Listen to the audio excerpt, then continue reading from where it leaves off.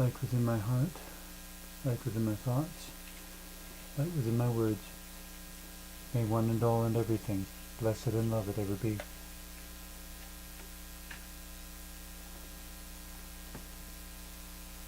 Welcome. I am Sister Who. With me today on the show I have my friend Karen Lewis, and you're a yoga instructor, I understand? Yes, I am.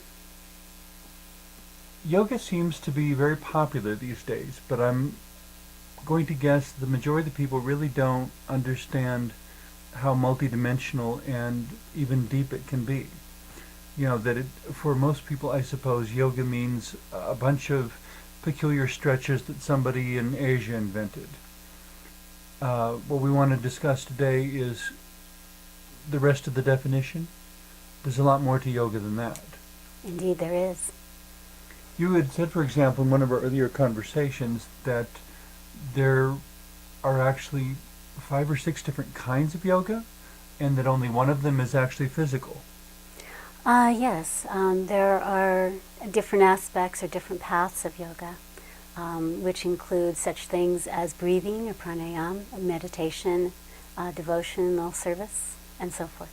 Okay. This could be seen as part of devotional service, in fact. Okay. So you describe them as being different paths? Is that what I heard?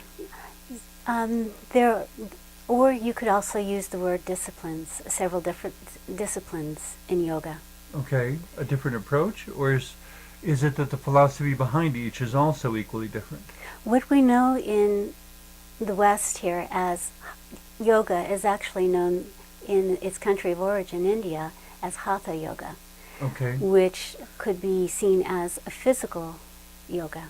Okay. And so here what we have as yoga is generally the physical exercises, but it's only a pathway into the deeper levels that are also accessed by these other paths. Okay. And when we speak of it as a pathway, then it's kind of like a spiritual journey. Not a physical and material journey, of course, but a journey from one way of understanding to another. Indeed. And so really it seems like the basic idea we're bumping up against right away is that yoga is specifically the integration of the physical with the spiritual. Yoga, the Hatha yoga, the physical yoga, is a way to lead into, from the physical into the spiritual. Okay. And there are many But practicing yoga doesn't necessarily make you a Hindu. No, it doesn't. And simply doing the physical exercises does not necessarily lead one into the deeper paths. So the integration happens by conscious intention. It's not something that happens by accident. It is a path of awareness. The exercises are, you may say, a tool to create awareness. And some people do indeed find it accidentally, and other people very much are doing it intentionally, but simply doing the exercises without thought, without awareness, without attention does not. It's physical exercise, and that's all it is. It can be just that. But there is a lot more to be gained from yoga if we're willing to invite greater awareness than just the physical exercise. I suppose with anything in life, there's a lot to be gained when we bring more to it than just going through the motions. Several of the other Eastern disciplines use that as a way to approach yoga. And in the West, you can see some of the other pathways that they would talk about in yoga as bringing other aspects, other paths that bring people in. The disciplines, say, of the monks and the nuns, that would be another path. The service devotion, that would also bring one into deeper inner paths. Okay. But when we make reference to presumably Buddhist monks and nuns, I mean the ones to whom you just referred, you were thinking of Buddhists specifically? No, Western, Christian, Catholic. Oh, okay. Any of the... Oh, in the same way that they have a spiritual discipline, yoga is a spiritual discipline. But yoga doesn't require a specific religion or deity? Correct. Okay.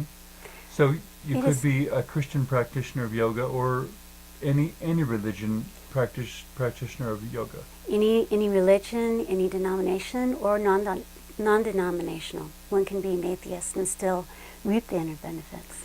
Because what it's really looking at is this integration between body and spirit. It is. It's a way of accessing the spirit using the body. And I suppose in one sense it makes life a whole lot simpler if we don't remember that we're spiritual beings. I kind of find the resulting life experience a little too shallow to be worth all the trouble. So for me, having a spiritual experience at the same time as I have a physical one brings more value and more meaning to what I'm doing, so that when I do struggle, it's not a meaningless struggle. Is yoga a way to constructively channel struggle then? It can be, yes. I mean, some of the poses that you see in some of the yoga pictures, of course, make people laugh and say, oh, it looks like a circus contortionist. I often hear, I don't really want to be pretzel. Uh-huh. But it's not But necessarily yoga doesn't to require become- you to be a human pretzel. Absolutely. There are many different levels at which yoga can be practiced, and each of those levels, no matter how gentle the physical part can be, can have benefit. However, sometimes we do struggle with poses, and that struggle can be a healing and an insightful journey. Many I times, suppose, I'm always fond of metaphors, but what came to mind just now was the idea, or the question, I guess. If you're attempting a yoga pose that is specifically oriented or specifically challenging around balance, and so you're trying to achieve balance, you're trying to do the pose, and in so doing you have to achieve a good sense of balance and be very mindful of your personal equilibrium. And it makes me wonder if that might be something spiritual tapping us on the shoulder, saying, "Yoo-hoo, maybe you should consider any possible need for balance in the rest of your life." That the same things you struggle with in doing the exercises might be your current life issues.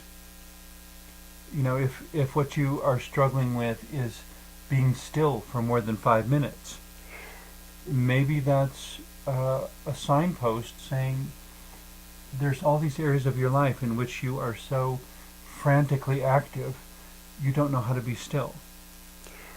And so what you're doing in yoga is the same thing you need to do relationally in your life in order to be a healthier person. the struggle to come into balance poses requires focus, it requires strength, it requires a sustained force of will. Okay. By moving into the poses into balance, one is wrestling, if you will, with in deepening those skills. Okay. And by using those skills in the yoga, one can also apply those to one's life. Because it's the same thing on a metaphorical level. Indeed. If one is working with balance and one's focus is easily distracted, one's balance is going to be unsteady, it's going to not be sustained. By lengthening one's ability to focus, by sustaining a longer focus, one can bring that into one's life as well. Practicing the skill on the mat is always an invitation to experience in the world. You mentioned strength a moment ago, though.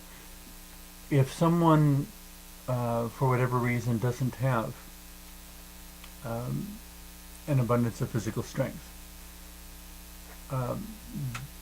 my guess is that should not be a discouragement to them to do as much as they can do. Quite. Because, as I was saying earlier, that yoga can be practiced at any level. There's always a beginning point. No matter where one is on the path, one always begins where one is.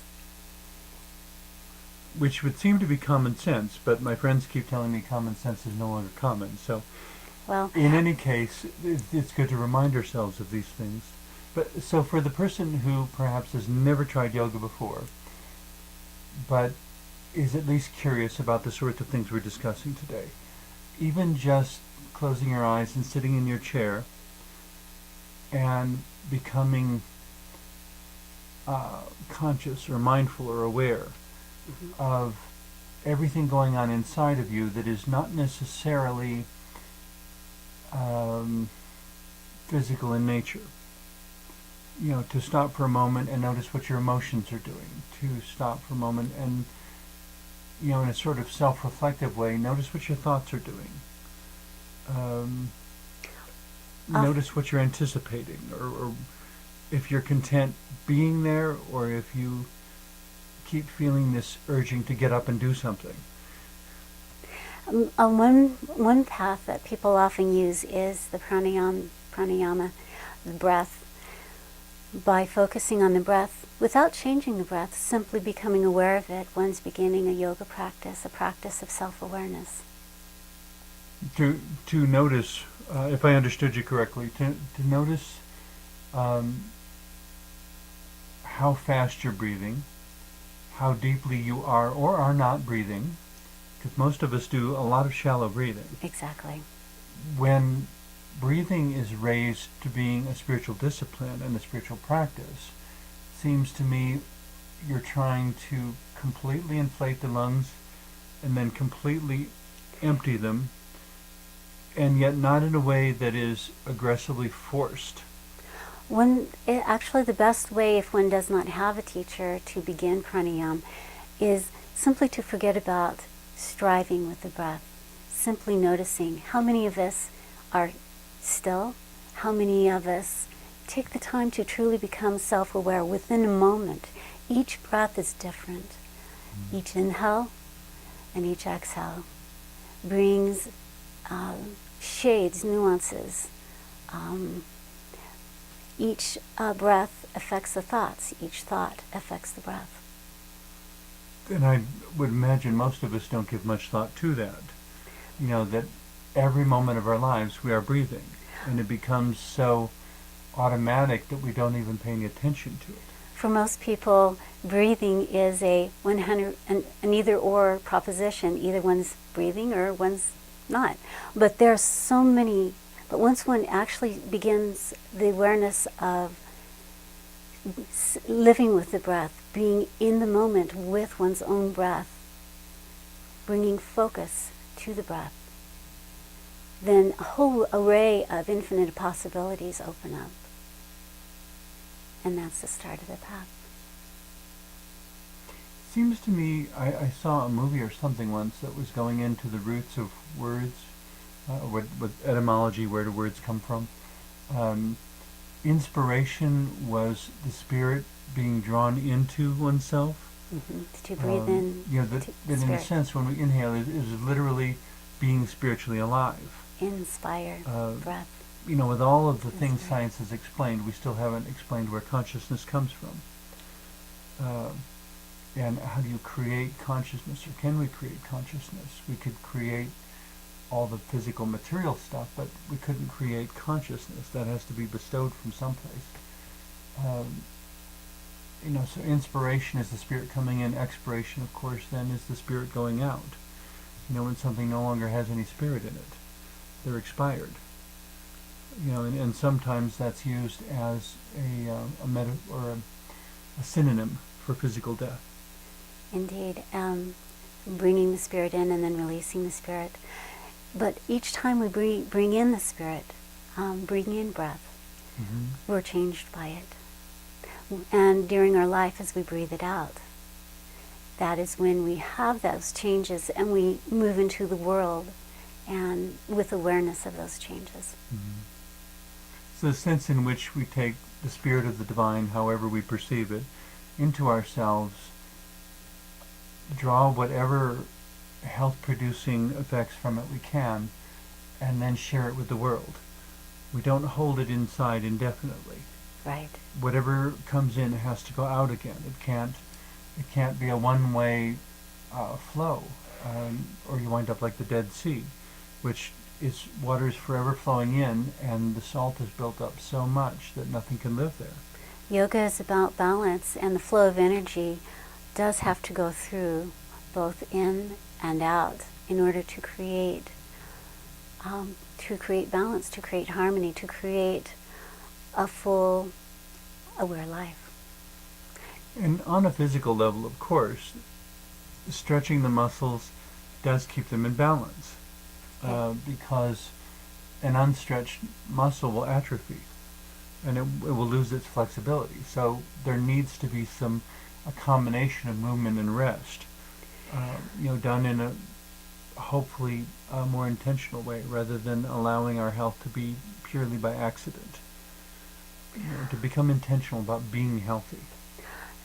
In yoga, traditionally, there is a rest between the inhale and the exhale and the inhale. And those rests, the length of those rests, the quality of those rests in between the two major portions, the active portions of the breath, is also a part of the awareness, a part of, as you were saying. So, something we haven't really touched on yet is the question of whether to do it alone or with someone. It would seem to me that even in a yoga class situation, everyone in the room is acting independently. Ideally, I know each of only person, one section or one category of physical yoga that involves working with partners. Most of the yoga, of which I've heard anyway, it's things that you do alone without touching anyone else. So the question, I guess, becomes, what are the advantages and disadvantages, or not disadvantages, what can be accomplished independently most effectively, and what is more effective when you do it within a class situation? Within a class, one has the guidance of someone who is aware of what ways it can encourage one to move deeper within oneself, to move more effectively, to move safely physically. However, a class is not always an ideal situation. Traditionally, yoga was taught one-on-one. For each master, there was one student essentially at a time. Wow, a one-to-one student-teacher ratio. And this is, but anyway, the pathway of bringing the now each student, for instance, has, we were talking about breath, each student has their own natural cycle of breath. Some students have a very short cycle of breath, for instance, if they're chronic smokers, or if they have some kind of diminished lung capacity for whatever reason. And there are other people who have very healthy lungs and who are very comfortable with their breath, and their breath will be very slow and long and deep. And so for the students to move in unison in a class does not serve everyone's purpose for the people on either end of that range. So it is ideally here. And that's something that each student needs to be free to embrace or enact? In order to gain the maximum benefits of yoga. So it's best to go to a class to learn the poses and to learn the things that one needs to have an independent practice, Okay. a home practice, as it were. But that is to say, when you're in a yoga class and the teacher is saying, now inhale, now exhale, if you're not in sync, it's okay. That's right. You need to take care of yourself within this and every other sort of physical activity. Absolutely. It's important, especially in in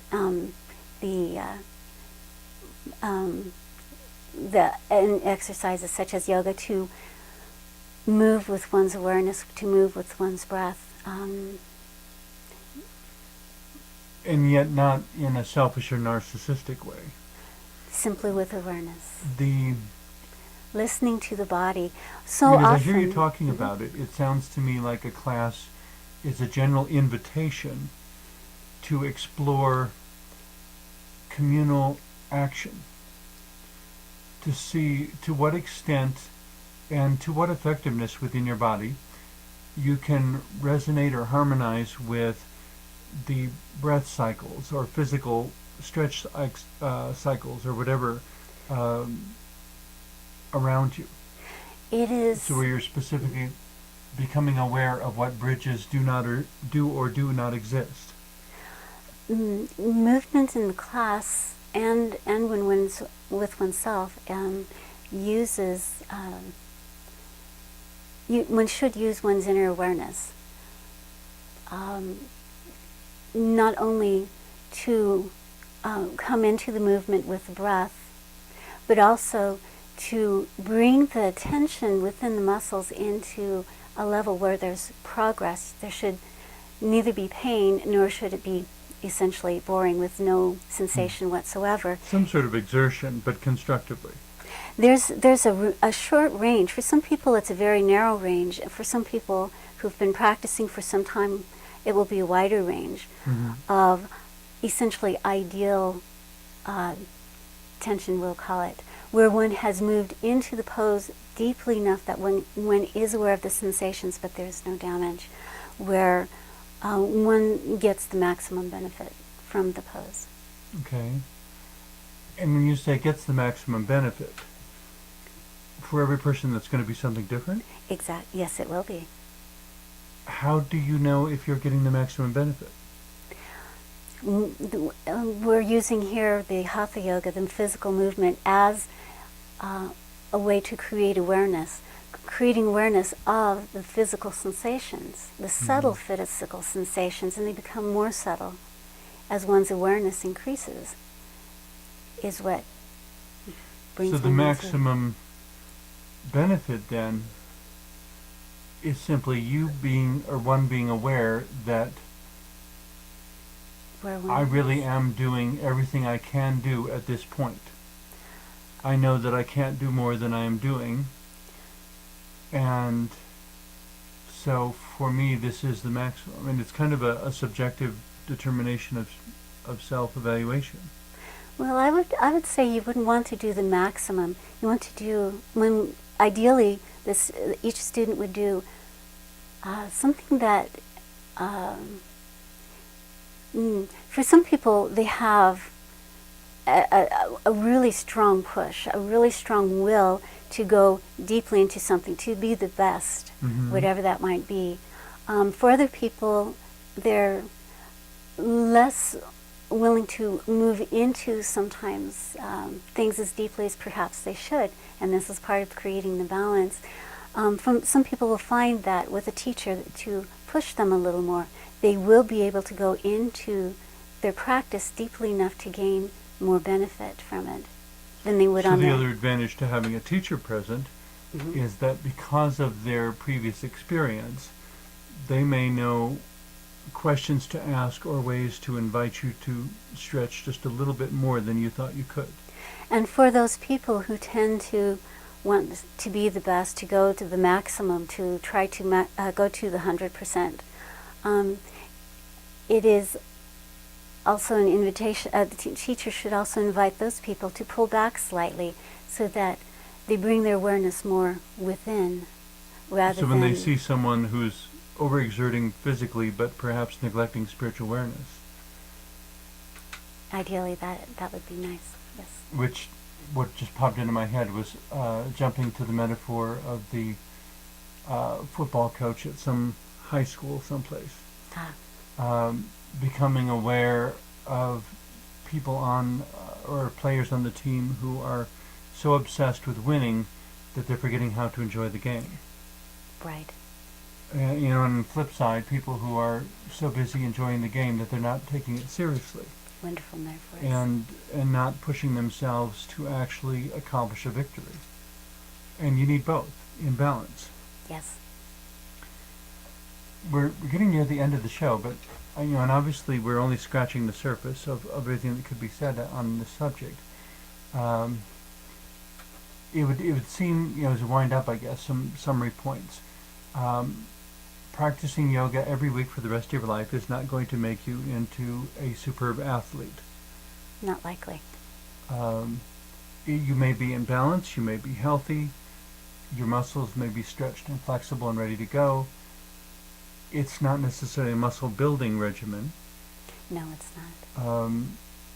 It doesn't take the place of aerobic exercise, does it? Well, traditionally, the thought is that the fewer breaths one takes, the longer one's life will be. The fewer times one heart's beat, the longer one's life will be. Then I was always under it was my understanding that when you exercise the heart and lungs, that makes them stronger and more durable. That's one of the differences between Western and Eastern. Is there anything that would make it clear which one is proving to be more effective? There's a lot of studies that are now being done here in the West. A few I've been privileged to be part of, where they're evaluating the effects of yoga, and one of the studies I was with was evaluating the effects of yoga on the heart. And so we're still starting to learn about that from the Western perspective, from Western It'll be medicine. interesting to see what sort of information they come up with.